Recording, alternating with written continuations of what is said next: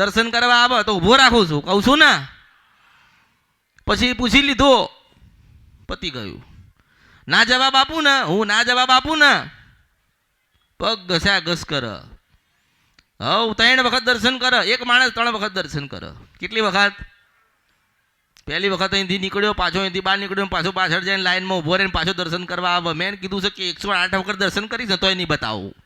એક જ વખત ભાવ લઈને આવવાનો તો નારાયણના ચોપડા લઈને બેઠીશું, ખોલ નાખીશું, મેલડીશું. દર્શન એક જ વખત થાય, આશીર્વાદ એક વખત મળે. આ તો કે માતાજી મને આશીર્વાદ આપો ને, કેવા આપું તો કેવા આપું? કે સારા આશીર્વાદ આપો ને તો ભૂડા હાલતી હશું. સંતોષ સંતોષ નથી, સંતોષ નથી એટલે દુઃખીશ. મેં કીધું તો ખરી કે તમે બેઠ્યા એટલે મારી નજર તમારા ઉપર પડી ને.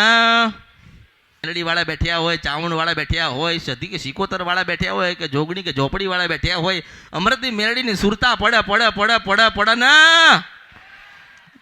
મારા ભક્તો મને યાદ કરે, મારા સોનાના દીવામાંથી ના નીકળું તો મારા અવતારમાં ખોટ પડાવું મેલડી સ્વા કળિયુગમાં.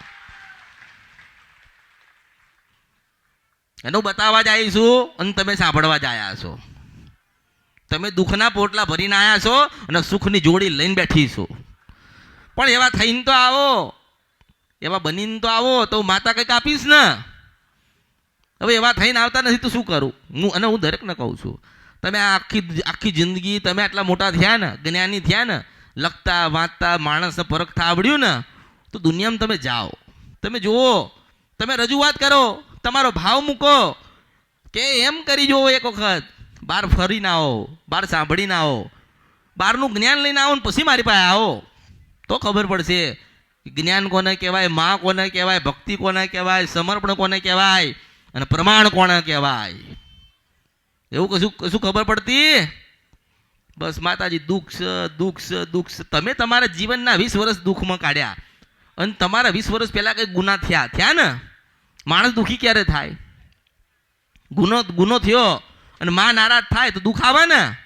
હવે તમે બીજી જગ્યાએ ત્રીજી જગ્યાએ બધે ફરફર કરો, અમારું દુઃખ મટાડો, અમારું દુઃખ મટાડો. શું નવરા છે તમારું દુઃખ મટાડશે? બધા ભગાડી મેલ છે. એ તો અમૃતની મેલડી એવી છું કે દર્શન કરવા આવે ને તોય ગયેલો હોય ને પાછો બોલાવીને લઈ કહું હું એવું છું મેલડી કે બાપ અને દીકરો ફરતા હતા હવાના અને 8 કલાકથી ફરફર કરે છે, મને મેલડી મળતી નથી. હું અને પછી દીકરાને 50% પટેલ દેખાતું નથી અને બાપ ફરી રહ્યો છે.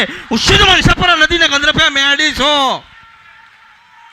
ભાવ જોઈએ, ભાવ નથી ત્યાં કશું જ નથી. ભક્તિ નથી ત્યાં કશું જ નથી. તમે પહેલી વખત આવો કે આખી જિંદગી આવવાના હોય, મારા હાલવાનું છું એટલું જ હાલીશ.